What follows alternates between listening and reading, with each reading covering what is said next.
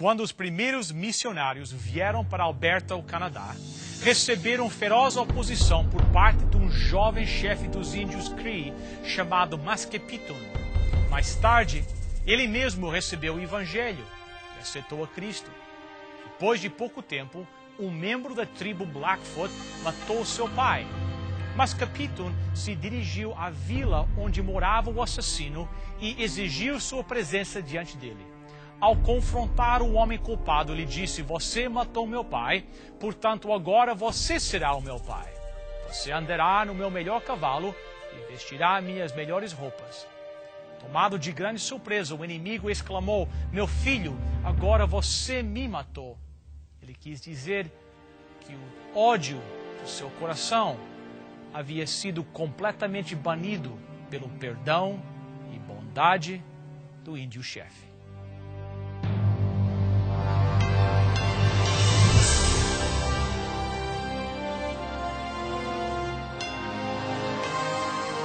Venceu a prova do tempo.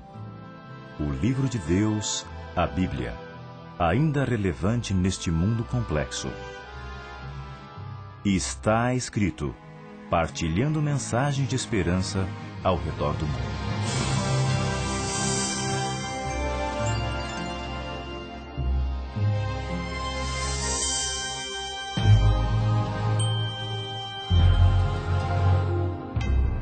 Voltemos para Mateus capítulo 10 e com este texto em mente, lembremos das características peculiares dos seus personagens.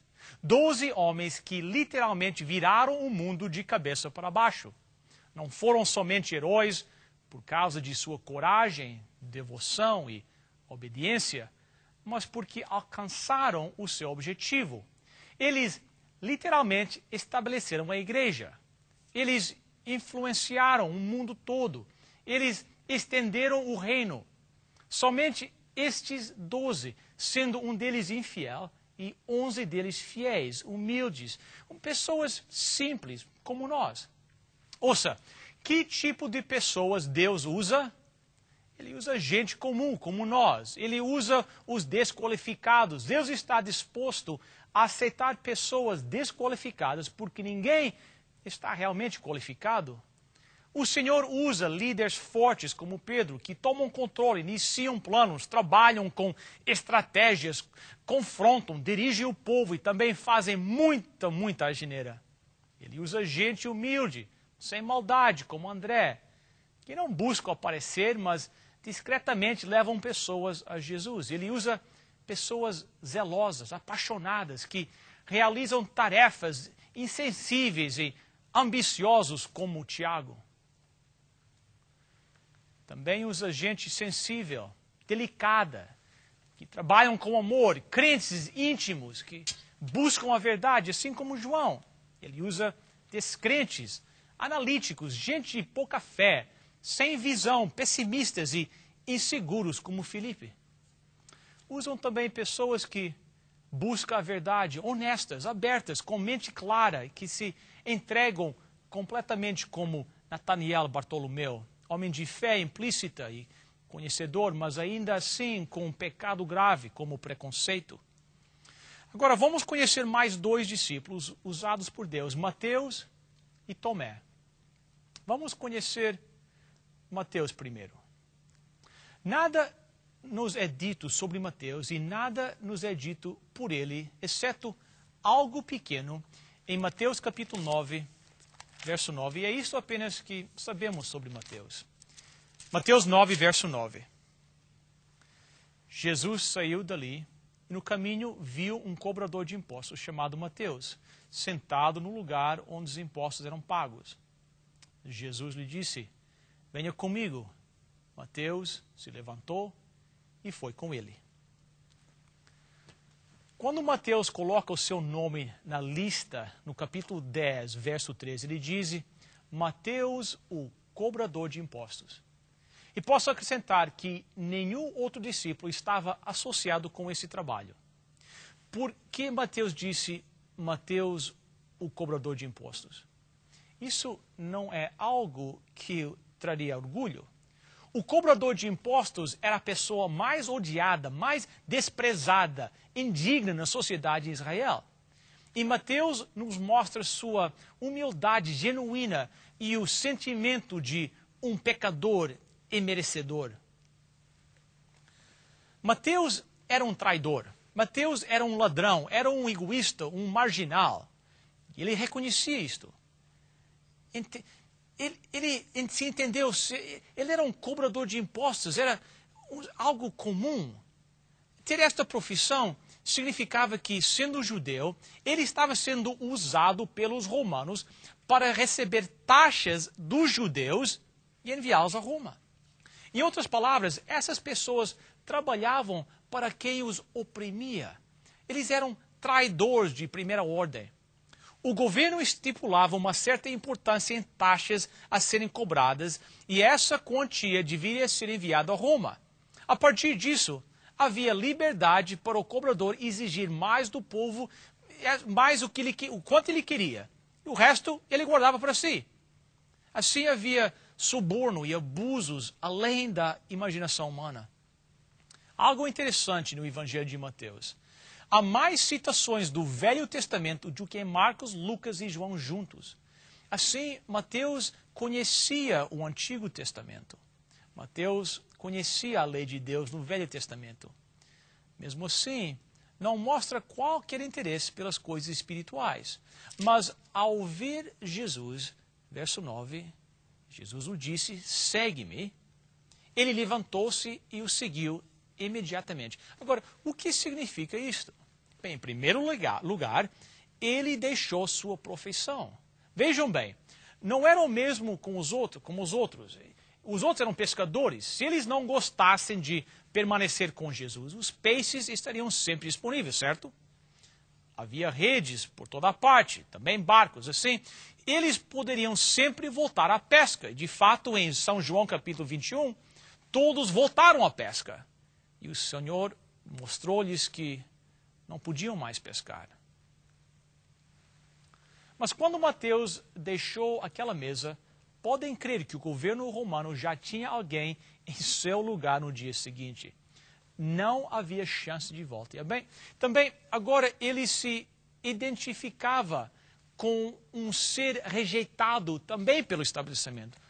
Porque os fariseus e os escribas odiavam Jesus, tanto ou mais que eles odiavam um publicano. Assim, ele saía da frigideira para o fogo. Um preço bem alto a ser pago. Por que ele fez isso? Bem, vamos descobrir. Há somente, na minha opinião, uma razão. Esta pequena seção aqui no capítulo 9 nos indica o que o levou a tomar tal decisão. Foi o perdão dos pecados. No verso 10, Mateus organiza uma festa depois do seu chamado. Ele junta cobradores de impostos e pecadores. E Jesus foi o convidado de honra da festa. Mateus 9, verso 10. Mais tarde, enquanto Jesus estava jantando na casa de Mateus, muitos cobradores de impostos e outras pessoas de má fama chegaram e sentaram-se à mesa com Jesus e os seus discípulos. E disseram os fariseus, como ele se junta a cobradores de impostos e pecadores? E respondeu Jesus, não são os sãos que precisam de um médico, mas os doentes. Não vi para chamar os justos ao arrependimento, mas os pecadores. A razão do banquete era para Jesus chamar os pecadores.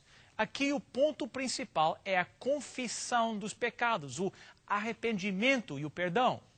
Estes pontos possivelmente eram uma questão na vida de Mateus. Ninguém mais talvez reconhecesse o seu próprio pecado como Mateus. Ele sabia que ele era um pecador. Ele sabia que ele conhecia a sua corrupção, o seu abuso, o seu egoísmo. Ele reconhecia que ele era um traidor do seu próprio povo. Ele sabia que poderia ser comprado por dinheiro. Ele reconhecia isto e não apreciava tal situação. Ele queria sair dessa. Creio que ao ouvir Jesus dizer-lhe, segue-me, ele reconheceu que com o convite viria o perdão dos pecados e ele correu para receber tal dádiva. Estava disposto a abandonar sua carreira e tudo mais porque ele desejava ser perdoado. Que tipo de gente Deus usa? Os santos dos vitrais coloridos das igrejas? Não.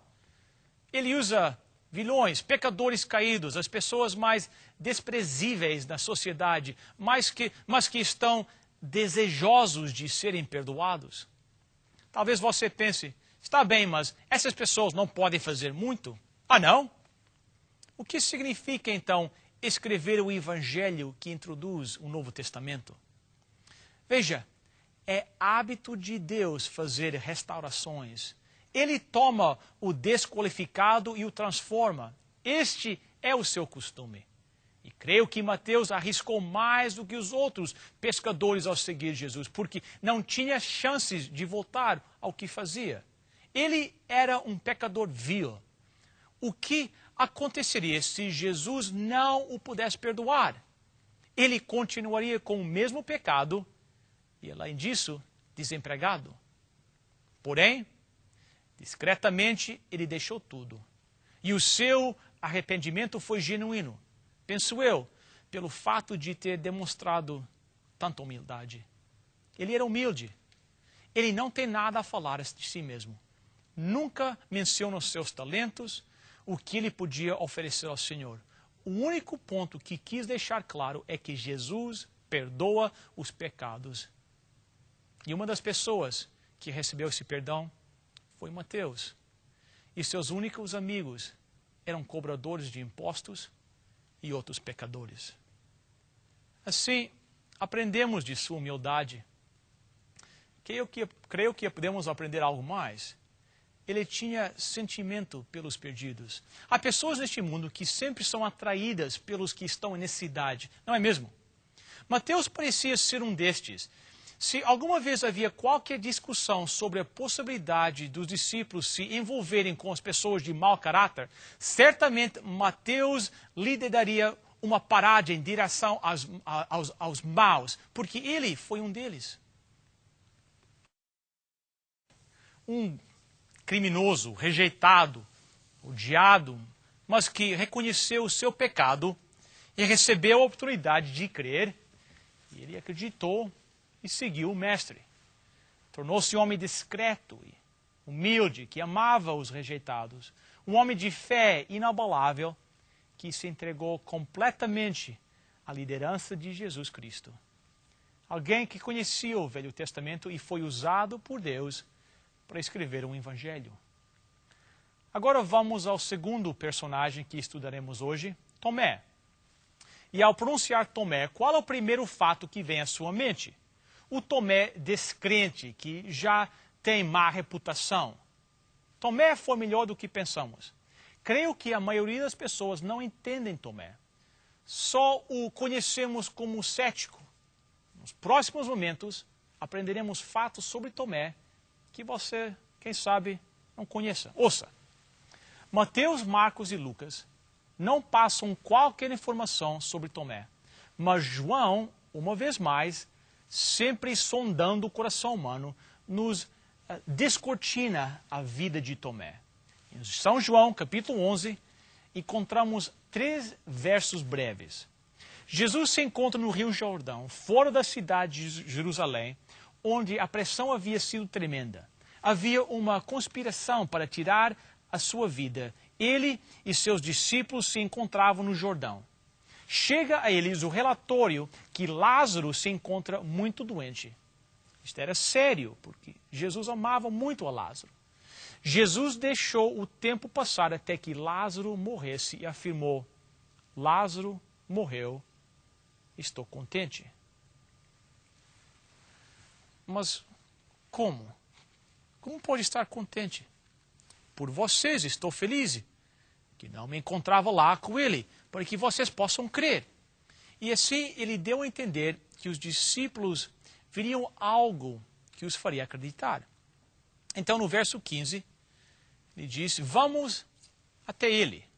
Onde estava Lázaro? em Betânia. Onde estava Betânia? 2 milhas ao leste de Jerusalém.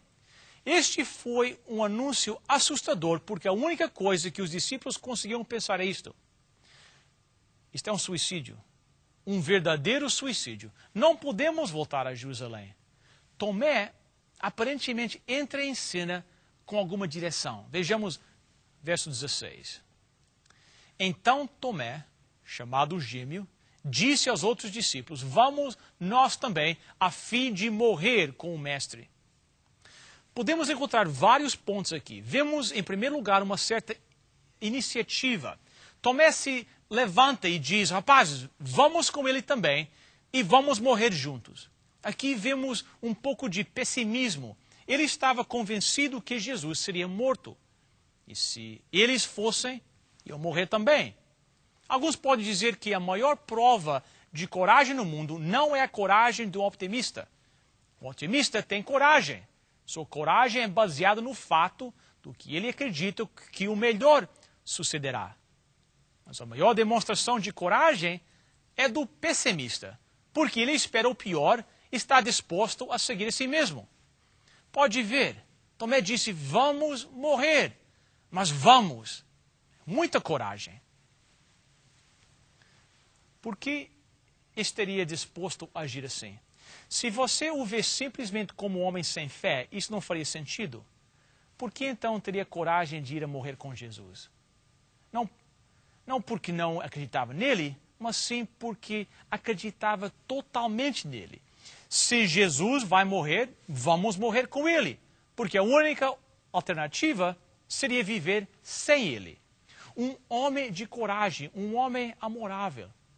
Ele não queria estar separado de Jesus. Ele nunca seria desleal a Jesus. Ele preferia morrer a ser desleal.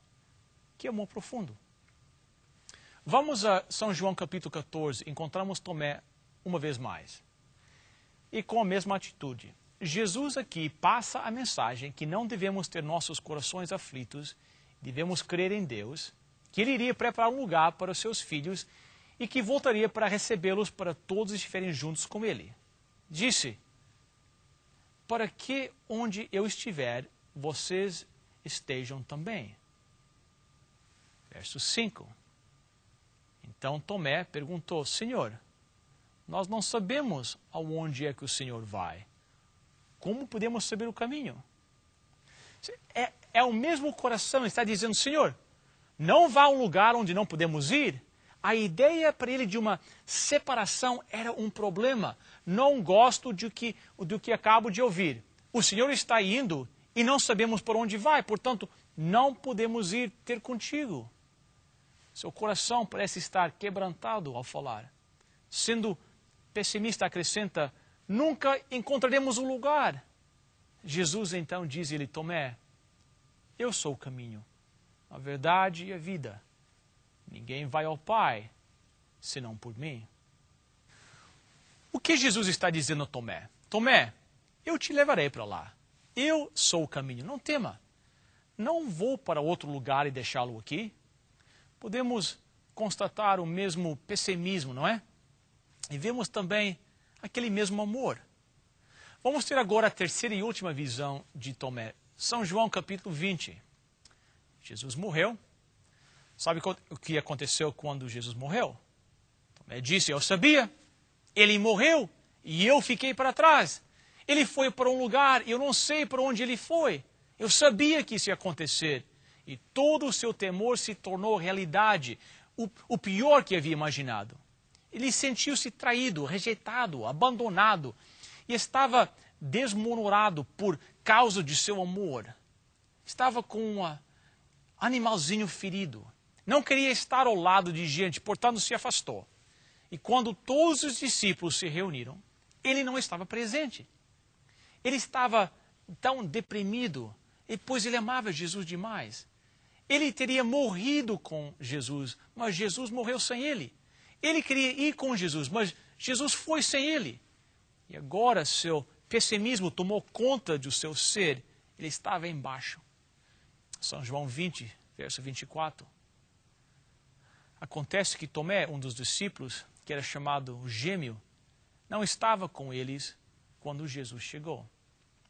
Tomé, nós vimos Jesus e você não estava presente. Você não estava. Mas Tomé continua deprimido. Você já tentou falar com alguém que está deprimido? É difícil, não é? Ele disse, a não ser que eu veja as marcas dos pregos em sua mão e coloque o meu dedo onde estavam os pregos e no seu lado, não acreditarei. Aqui está o pessimista. Preciso ver. Mas antes de massacrá-lo, por favor, lembre disso. Nenhum dos discípulos creram até o momento que viram Jesus. Afinal das contas, não é fácil crer que alguém ressuscitou dos mortos. Na estrada de Emaús, em Lucas 24, 2 estavam caminhando e o Senhor ia com eles e eles continuaram reclamando sobre sua morte. Eles também não creram. Ninguém acreditou até que o viram. Então, não faça de Tomé um descrente. Ele não passava de um amorável pessimista. Isso é melhor do que ser um descrente. Quero ver para crer, disse ele. São João 20, 26. Uma semana depois, os discípulos de Jesus estavam outra vez reunidos ali, com as portas trancadas, e Tomé estava com eles. Jesus chegou, ficou no meio deles e disse, que a paz esteja com vocês. Isso soa como uma boa saudação, uma saudação apropriada, não é mesmo? Especialmente depois do caos que havia ocorrido. Então, ele se dirige à pobre pessoa que tanto o ama, que se ofereceu para morrer com ele e que no momento se encontra tão deprimido. Ele diz a Tomé, Tomé, veja as minhas mãos e ponha o seu dedo nelas. Estende a mão e ponha no meu lado. Pare de duvidar e creia. O que fez Tomé? Sem qualquer outra atitude, ele exclamou, meu Senhor e meu Deus. A maior confissão jamais feita. Ele afirmou a divindade de Jesus Cristo. Ele reconheceu Jesus como Senhor. Afirmou que Jesus é Deus. Tomé, sim, um melancólico, tristonho, pessimista, quebrantado, ao ver o Senhor Jesus Cristo, deu o maior testemunho até então apresentado. E sabe que com aquela curta afirmação, Tomé fez o discurso que literalmente destrói todas as mentiras apresentadas de que Jesus não é Deus. Tomé, a tradição nos diz que ele chegou até a Índia pregando. Uma tradição nos diz que ele morreu de uma maneira especial. Pegaram uma lança e o atravessaram com ela. Por sua fé em Cristo, a morte desse que quis tocar sua mão no local onde traspassaram Jesus com uma espada, parece ter um significado muito especial. Então, que tipo de gente Deus usa? Pecadores vis como Mateus, pessoas de coração brando, melancólicos, pessimistas como Tomé. Pode crer, todos eram diferentes. E sabe, Deus pode usar você também. Manso e suave, Jesus está chamando, chama por ti e por mim.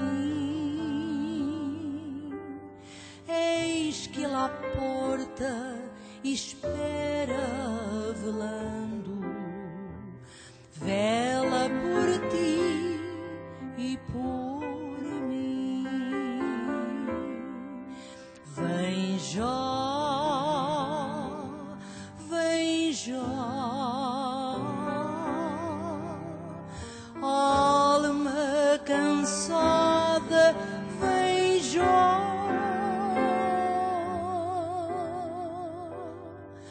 Manso e suave, Jesus está chamando, chama, ó vem, pecador.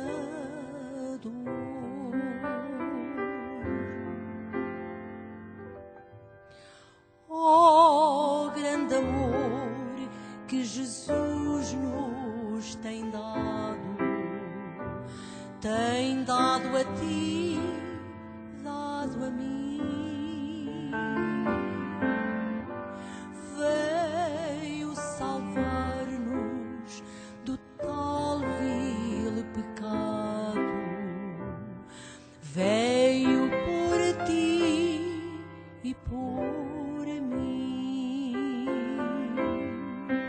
Vem já, vem já, alma cansada, vem já.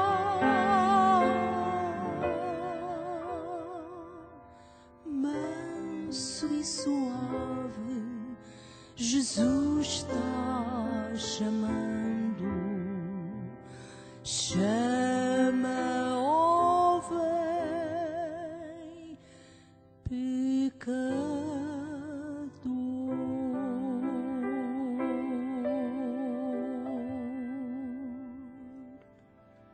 Oremos.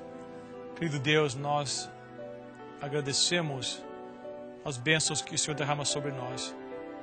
Nós agradecemos as histórias da Bíblia que nos servem de conforto, nos dão ânimo.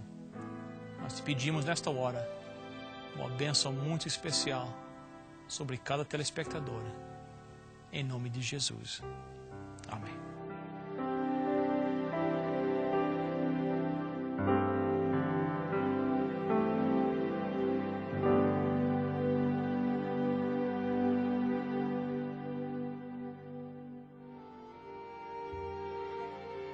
Bem, chegamos ao final de mais um programa. Espero encontrar com vocês na próxima semana de novo. Até lá, lembre-se, está escrito: nem só de pão viverá o homem, mas de toda a palavra que procede da boca de Deus.